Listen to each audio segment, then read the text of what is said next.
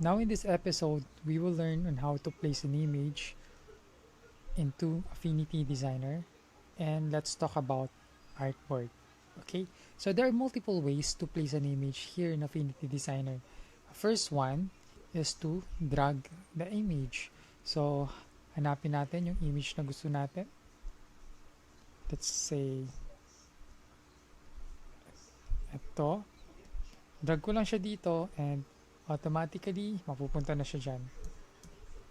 Resize mo lang siya.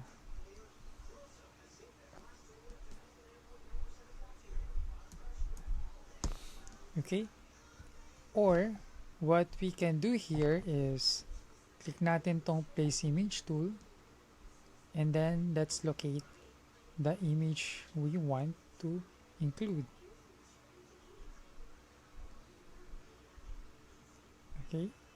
So that's that's two different ways of placing an image.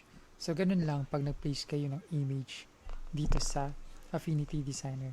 Now let's talk about artboard. So yung artboard is having a different sets of version here in Affinity Designer. Let's say for example, if gagawa ka ng different version of social media for your client, of course you need version 1, version 2, version 3, and version 4. Okay? And dun papasok si artboard. Okay. Punta ka lang dito sa the second tool, which is yung artboard, or click nyo yung wala siyang shortcut. Okay, click nyo yung artboard tool. Pag click mo siya, dito sa contextual toolbar, we have option here, which is document and insert artboard.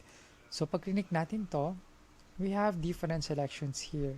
Pero pinaka-importante lang dito is itong document and selection. Okay? So let's try to click the document and then click natin yung artboard. Okay? So napansin nyo, nagkaroon ng yung dating gray background, naging light background siya. That means you are in artboard mode. So ano tong artboard na to? So here sa artboard, we can create different artboards. So pwede tayong mag-create ng as much as 20 or hundreds of artboard. Okay? So to create an artboard, click lang natin to, itong artboard tool na to, and then we can drag the artboard. Ayan. So right now, we have two different artboard. Okay? So let's say for example, gusto mo maging precise. Kasi ito, yung artboard 1 na to is 2,000 by 2,000. Let's say for example, itong artboard 2 na to, gusto mo rin siya maging 2,000 by 2,000. So what you can do here is dito sa transform, click mo lang to and then isa-set mo siya 2,000 by 2,000 and then hit mo enter. Ayan. So precise na 2,000 by 2,000 na siya. Okay? And then, for example, gusto nating i-duplicate itong artboard na to. Itong artboard 1. Okay? Pwede natin gawin is Ctrl-C and Ctrl-V. Okay? Pero parang walang nangyari, kasi nasa taas siya ng artboard 1. Kaya kung mapapansin nyo dito sa layers, tatlo na yung artboard natin.